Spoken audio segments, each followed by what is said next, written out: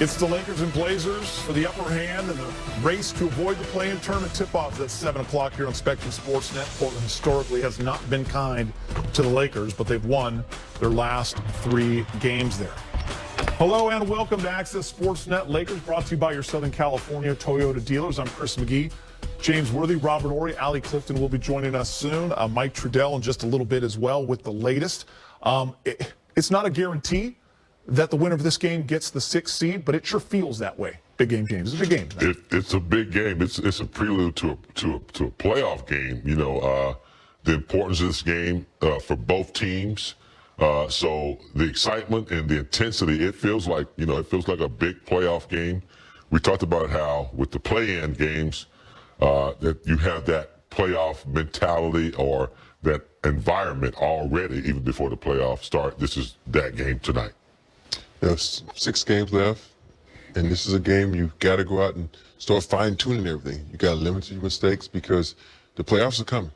Yeah. And you have to get mentally prepared, and these are one of those games that can help you get mentally prepared because this is a playoff opponent, and it's a must-win. So I'm excited to see what they can come up with and what they can muster up, and they're going to be a championship team, or they're going to just, fold like a cheap tent. And as you know, playoffs are coming with or without you. Exactly. All right. A lot riding on tonight's game. As we mentioned, Lakers and Blazers are tied for 6th in the West. Tonight's game essentially counts as 2 in the standings as the winner claims the season series, which is big. So not a lot of time to make up ground to the loser, who will have just 5 games remaining, and whoever finishes 7th will be in the NBA's new play-in tournament. A huge difference for the 6 and 7 seeds this year. After last night's blowout loss to the Clippers, Anthony Davis said the Lakers are still staying positive.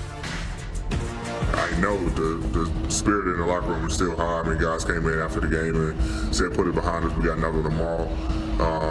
So guys are still, great with their minds and their spirit about, the rest of the season. And obviously we're fighting for a playoff spot, and tomorrow's probably the biggest game left of these games. So, guys are still optimistic, and we're still fighting. And guys' spirits are still high. I know Laker Nation will feel a lot better if Anthony Davis is playing in close to 100%. He said he plans to play. Last night's ankle injury really didn't bother him. It was back spasms that ended up locking him up and keeping him from returning to the basketball game. LeBron recovering, not on the trip. There's a lot on AD's plate. Can he carry this Laker team to victory? He has to. It's not a matter of whether he can. We know he has the ability to do it. So it's not a matter of whether he can. It's a chance to lead without LeBron on the floor. That's where he finds himself right now. He came here to join LeBron. LeBron was the leader still. Got him a championship. And we take a look at that nasty fall right there. A lot of people say it's not enough room over there at the Clipper game. It's a different setup. But anyway, yes, chance to lead. He has to do it tonight. This is a big test for him. Coming in, must win, need that week off. He is the guy that has to jumpstart him. So I'm going to say big yes. He's got to get it done. A lot of times you have to channel certain energies, certain themes. And you remember when AD was with New Orleans and he only played half a game against the Lakers and he just went in the post and just dominated? This is the AD that we need right now. We don't need you floating outside the three-point line. We need you dominating the paint. And the reason why is because when you do this, the teams are going to collapse defense. And that makes it so much easier for our three-point shooters to get off easy shots, not the tough shots they're taking. So, AD, I know you're not watching, but someone need to relay a message to you. Get in the paint and dominate, because that makes it so much easier for everybody else on the team. Tell us, it sends a message too, Rob. I remember 85, we had the Boston Massacre, game 1. They beat us by 36, and Kareem came back. And you could just tell from the beginning of the game, and that's what AD has to do. It sends a message to your teammates, and he has to show that intensity. He has to show it on defense and start to lead them from the first quarter on. All right, let's bring in Lakers reporter Mike Trudell for the latest injury news. He joins us from down the hall. What do you got for us today, Mike? Hey guys, what's happening? Yeah, Geeter, injury news, right? That seems to be my primary role lately on this pregame show. And just thinking about Portland, of course, the defense, not their strength. Second worst in the NBA this season. Only Sacramento is worse. So not the same type of aggressive defense. We'll see if that can help the Lakers get into some sets differently because, of course, they remain without all of their playmakers. That's certainly going to be a challenge. But first, we just had to find out from Frank, hey, is AD officially going to play? So that was my question. Hey, what's up, Frank? I wanted to start with Anthony Davis and his availability for tonight.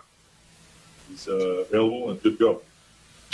And then I saw Caruso was listed as questionable as well. Do you have a status update for him? Yeah, so he has a foot contusion. It's not sure where exactly it happened or at what point in the game it happened last night, but it really got sore after the game. And he wants to play, but it is very, very sore. And, we're going to give him the opportunity to be in there, but, we're not really sure how that's going to go. If it's really giving him a problem, he may not be able to finish the game, but he definitely wants to be in there and he's going to start. So this seems like a familiar conversation, right? Being down playmakers and now the guy that's trying to come in and play. Frank, what are, if any, counters to the way like the game started yesterday where it seemed like you guys were having trouble penetrating that aggressive defense, and how do you guys piece through that in a game like tonight? Yeah, we just got to be better with turnovers and our passing shot offense. It doesn't always have to be pick and roll and dribble penetration. Obviously, we started to play through Drummond in the low post as well. Anthony, the plan was to obviously play through him most of the night, and it didn't play out that way with him not being available. So. Again, the plan will be obviously to play through Anthony as much as possible.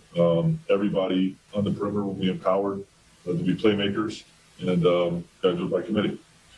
And then defensively, Frank, how much can you guys replicate the game plan that seemed to work pretty well against Portland last year, just given some of the personnel that's out and some of the personnel that's different? Yeah, well, it's definitely a challenge. Obviously, not having Ron back there, I think one of the biggest things is when we took the ball out of Dame's hands, having AD and LeBron on the back line, really gave us a presence at the rim and scrambling out rotations. So not having Bron out there is obviously different. We got to mix pitches. We can't try to give him a steady diet throughout the course of the night. But we just got to make things difficult for him as much as possible.